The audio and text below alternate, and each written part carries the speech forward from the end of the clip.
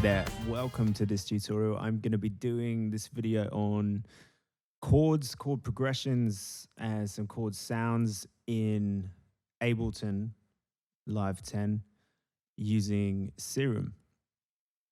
And this is going to be for everyone, really, beginners, intermediate, whatever.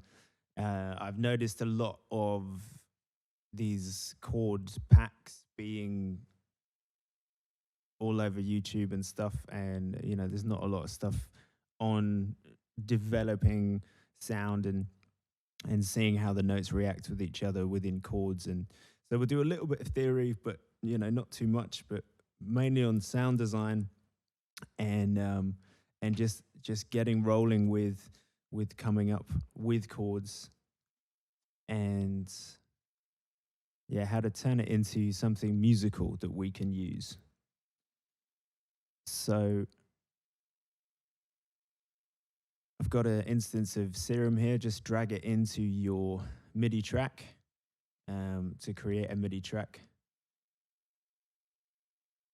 Control-Shift-T, or just right-click it and then drag your instance of Serum into the MIDI track like so. So here we go.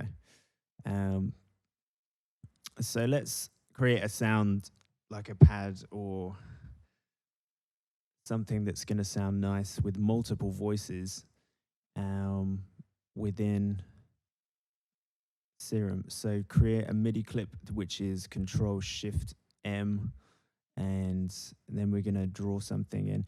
And let's go in the key of G. G.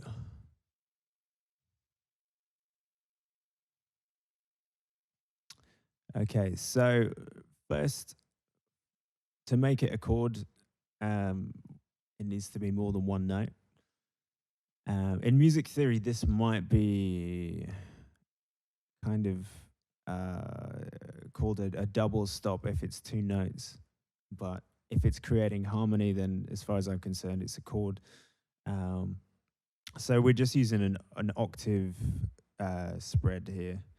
So we got a G in the third octave and G in the fourth octave, creating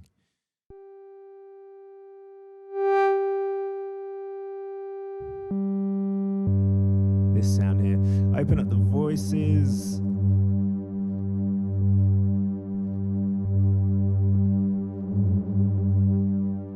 Notice the detuning here. For more on detuning, check out my video on creating wavetable from Massive, where I go into that a bit more. But for now, we just want to create something that we can use as a nice shiny pad. We're going to open it up with an LFO.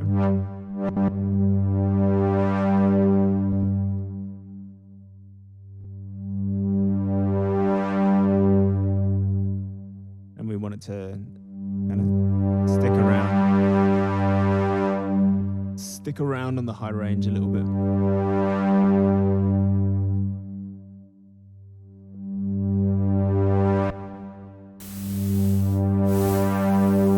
Add a noise oscillator with some key tracking. So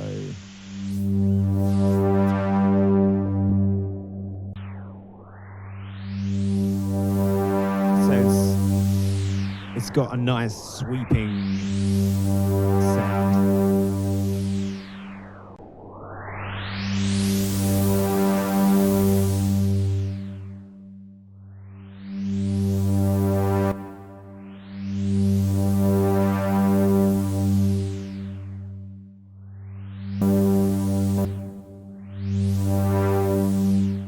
So let's create a 4-bar chord progression in G.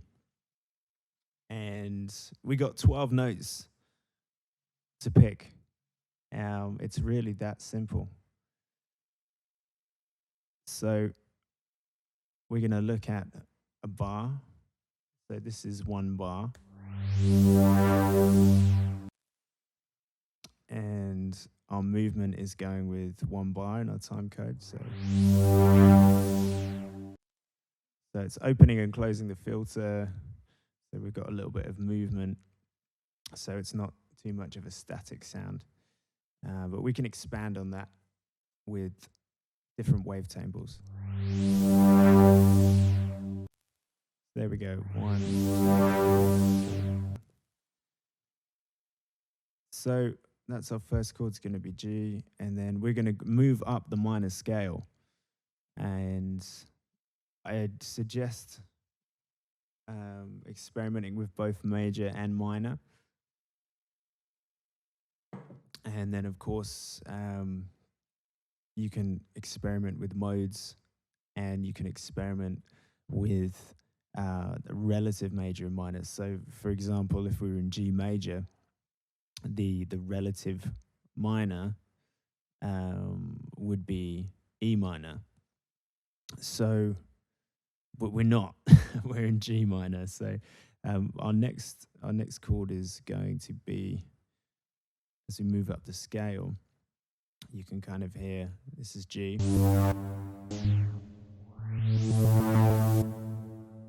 Our next chord is going to be A. In the G minor scale, we have G,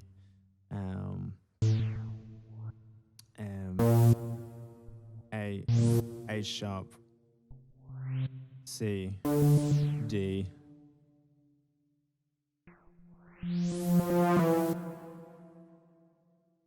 So we've got a G.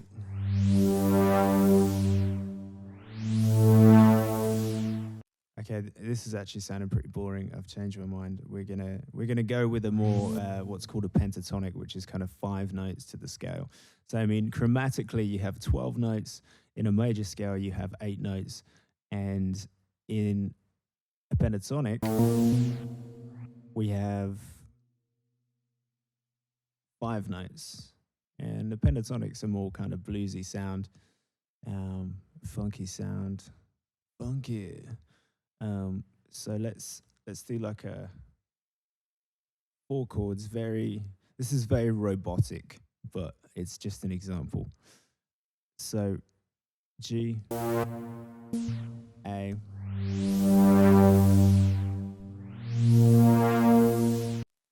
and then we're going to go down to N. And then we're going to finish on maybe a D.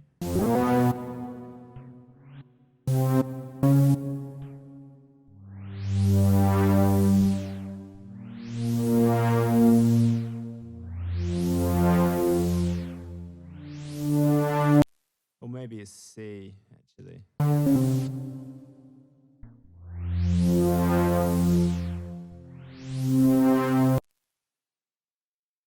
So listening to how those notes react, we're just using an octave spread, so we can see kind of what is the picture that we want to paint here.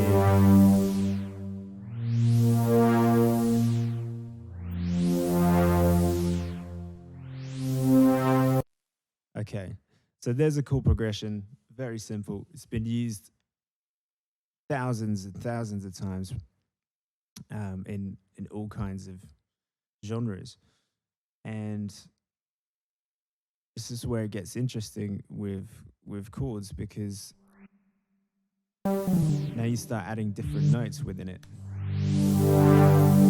So we got a 5th there. You know, and if you play a bit of guitar, that's probably the first chords that you learn, which is like the power chord, which is kind of used massively in punk rock and whatnot. And that's actually a really good way to explore chord progressions, is to go into, you know, is to come out of digital music and go into organic music and listen to bands that are using chord progressions.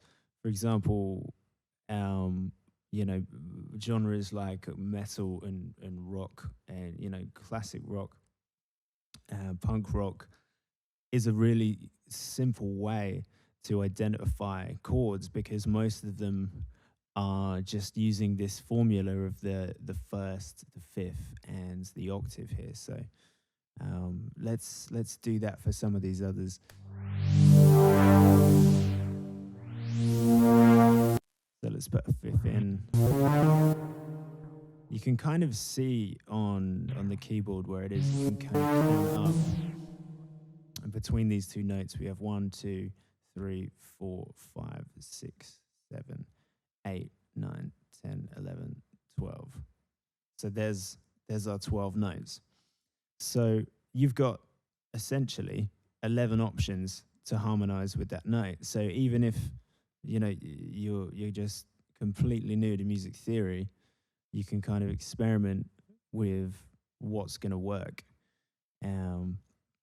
And so that's super fun to do. I mean, it's all about trial and error.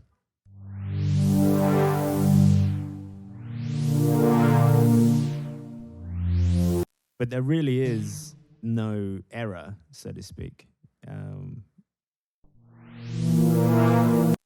It's all about finding how these notes are reacting with each other and the kind of sounds you want to create.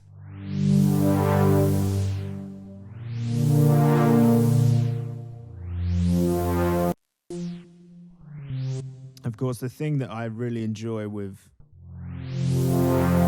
digital music is that it is kind of just based around a root note, because I find that so many chord progressions have been used so much, almost to the point of when we hear some chords, we kind of know what's happening next.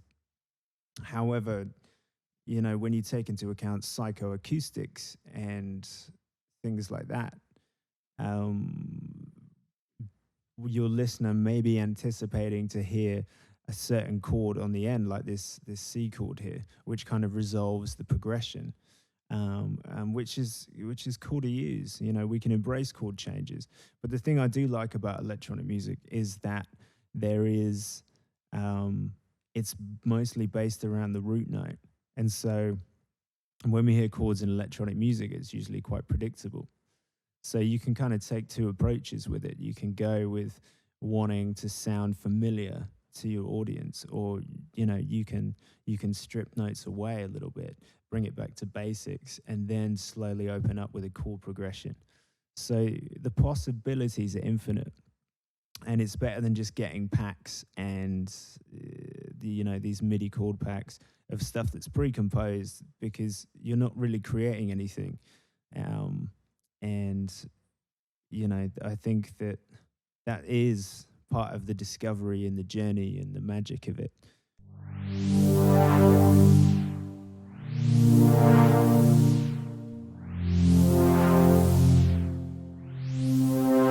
So this chord progression reminds me of when I hear those four chords, it's like it's a million songs, and the one that comes to mind is probably Lenny Kravitz, "Fly Away." I want to get away, I want to fly away. It's something like that, isn't it?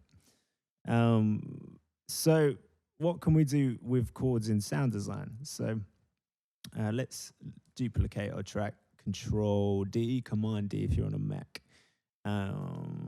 Let's have a look. Let's morph this up a little bit more.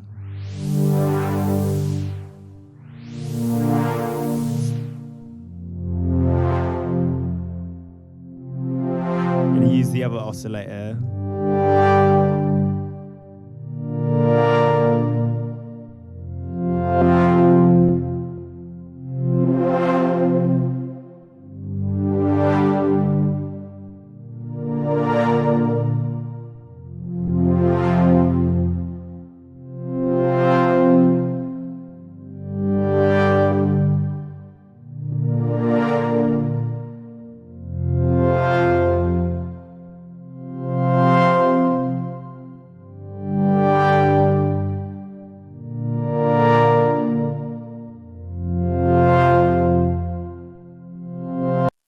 I'm going to change this F note, I think, Um,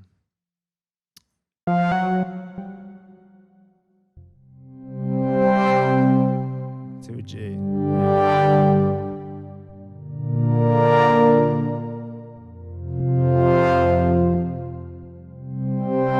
And let's see how we can layer that.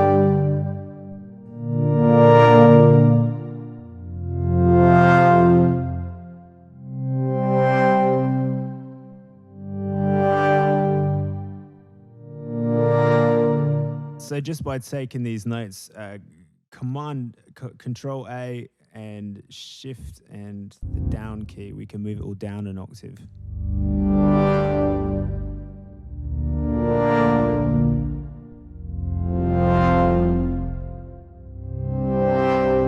And maybe we want to change some of these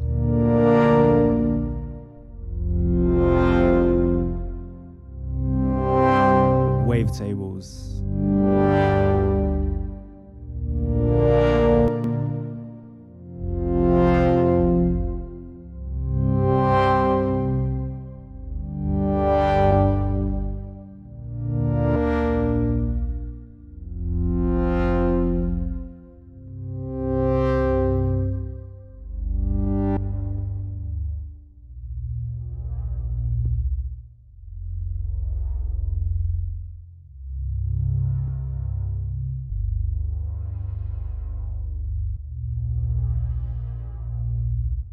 So there's like a bass pad going on here. I've just realized I'm a little bit quiet, so I'm gonna create another gate. That's a good idea. No, I'm gonna use a glue compressor to beef up my loudness. Yes, hello. Yeah, that's better.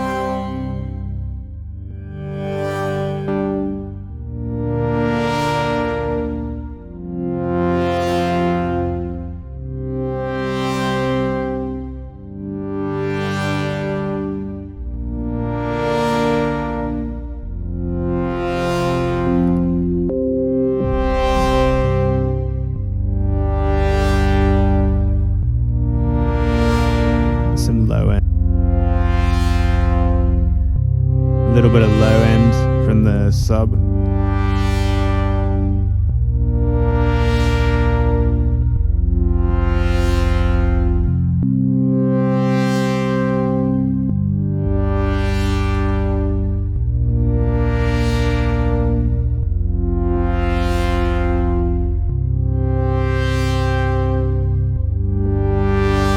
So there's lots of options within sound design with the glide as well. We can have a little bit of glide happening. You can do that on Serum by selecting the portamento.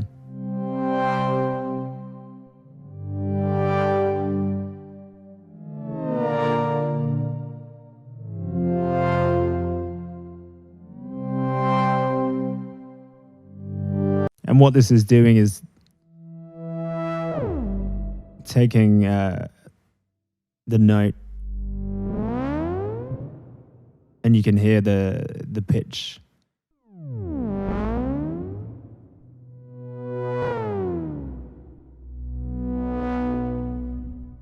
So it kind of simulates when a keyboard player slides their fingers up the keyboard. So it creates a kind of pitch movement between those two notes, whatever the interval is. This is a very extreme example, but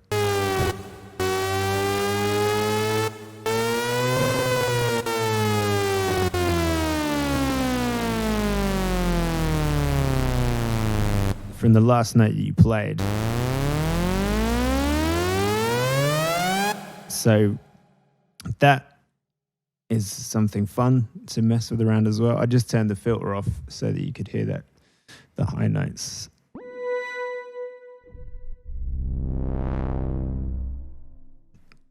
Okay, so this is a G minor chord progression. Great. And we've done some layering.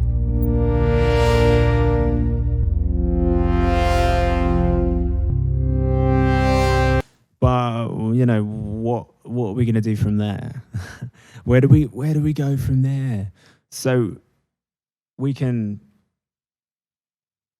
alternate our chords a little bit, and we might want to just stay on that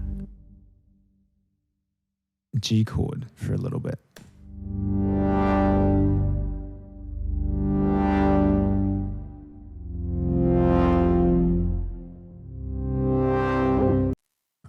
And you can see the possibilities just by changing, like doubling the time.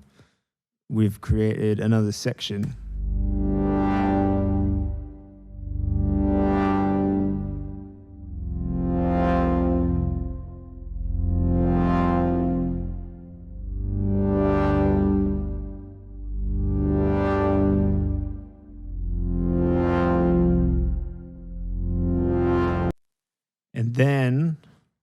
And then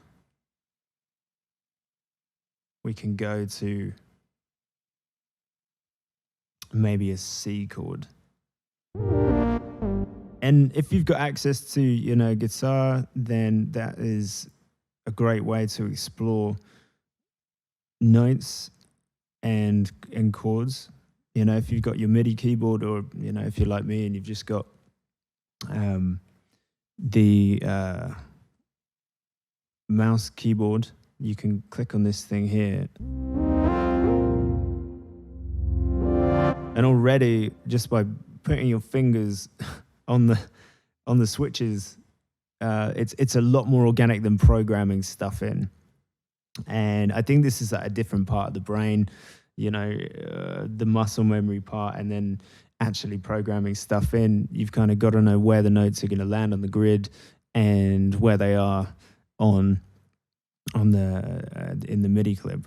But when we have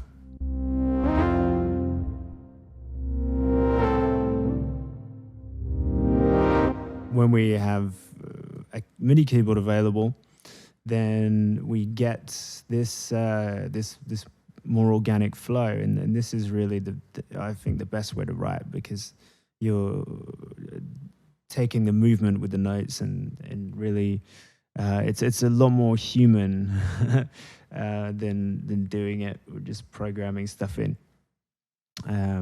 But for this example, let's take this progression and then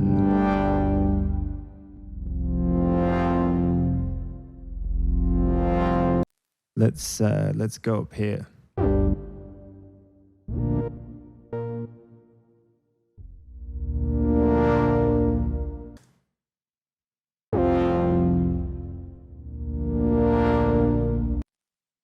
And then let's go maybe back down to the F.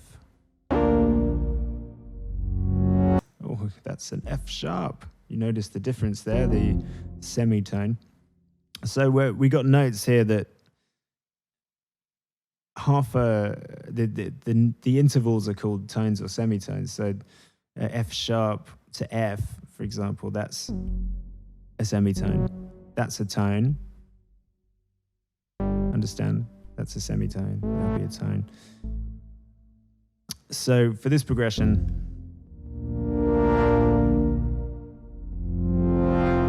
and And then let's resolve back on this chord. And that kind of sounds familiar as well. What, I don't know, what is that?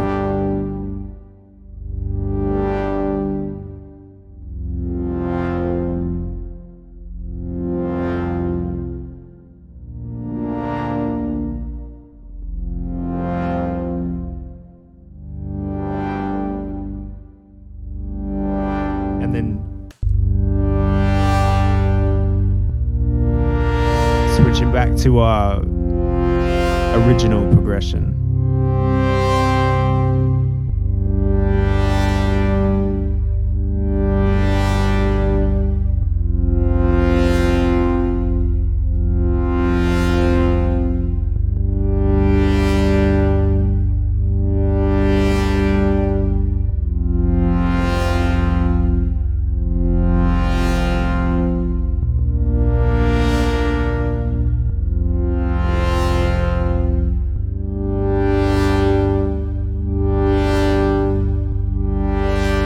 Just changing the tempo up.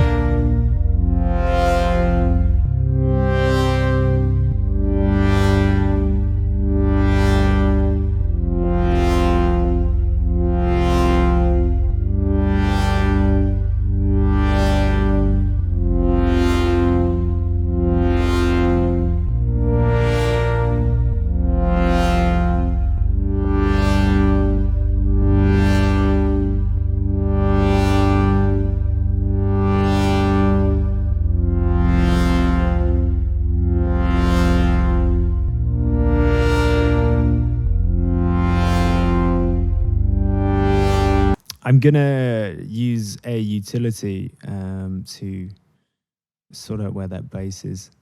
And the cool thing about Live is it's got this bass mono. So that's gonna mono everything underneath 120 hertz. So you've got now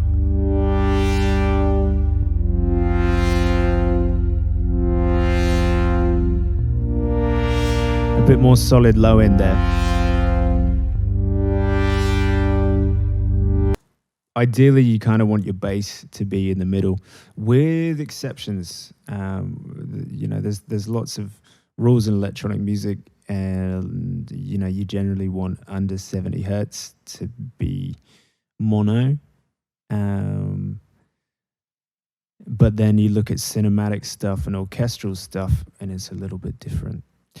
So, I mean, mix the taste. I mean, it depends where you're going to be playing your music, what you're mixing for, whether it's going to be in a club, whether it's going to be outside, if it's going to be mono, if it's going to be stereo. But the safest bet is to put all of your bass, your subs, your kicks and whatnot in the middle. So let's see how this sounds with a kick drum.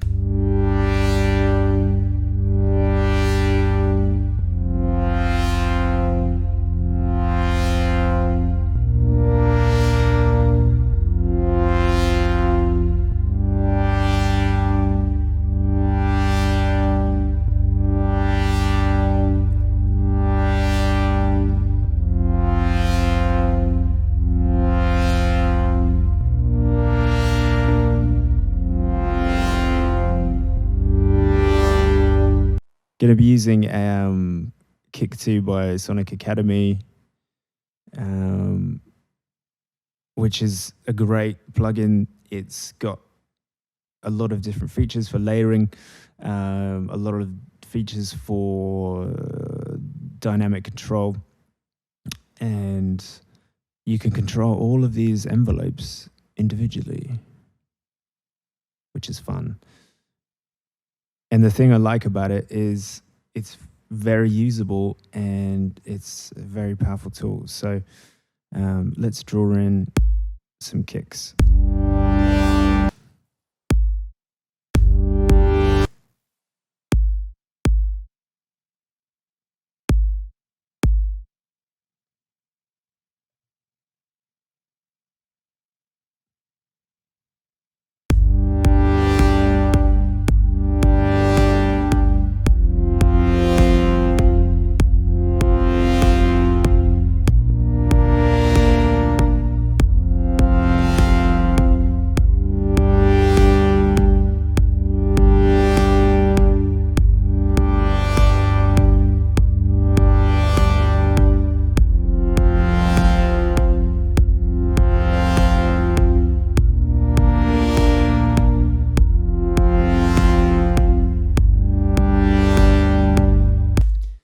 Okay, so it gives us a bit of a center with our progressions. Progression number 1.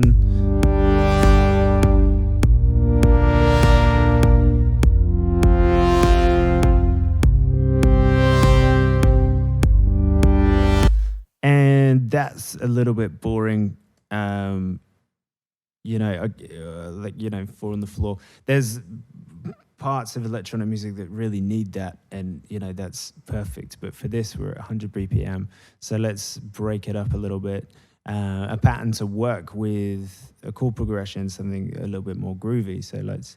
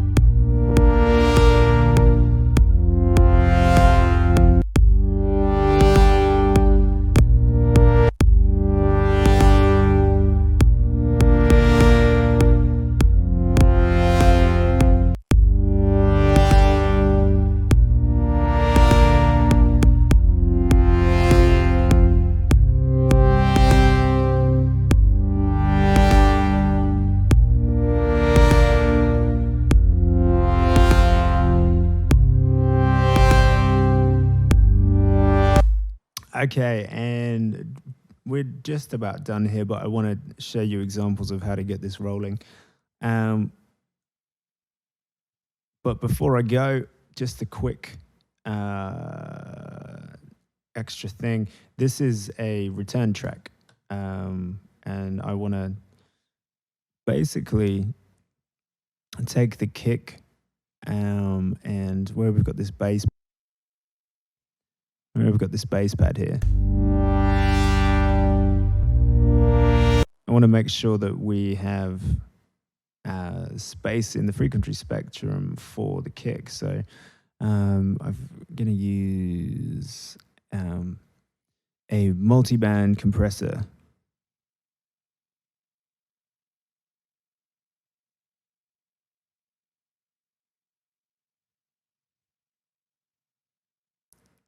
And this is going to take out only the frequency spectrum from that low end. So change it to expert mode, external source in, and then we're going to select our kick here.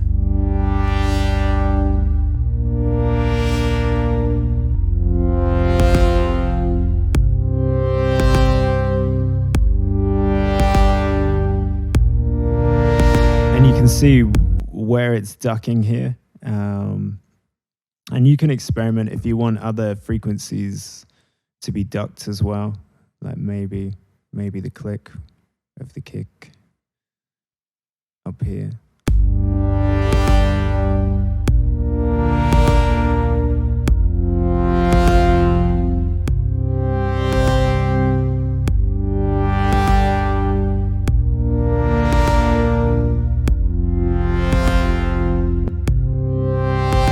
I always set my EQs to cut off the low end, unless you're doing stuff with a kick or a sub, because most of the time you don't really want that in there.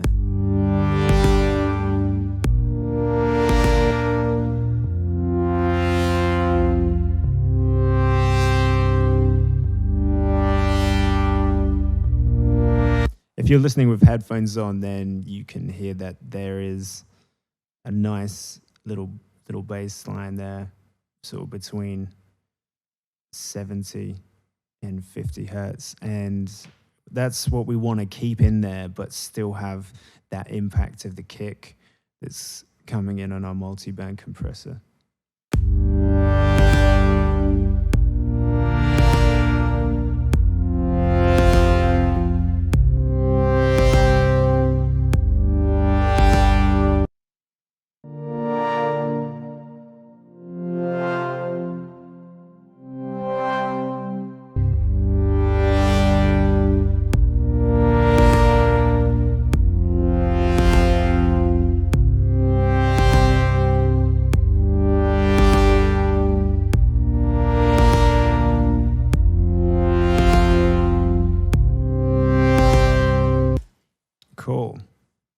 So if you got something out of this video, please consider subscribing.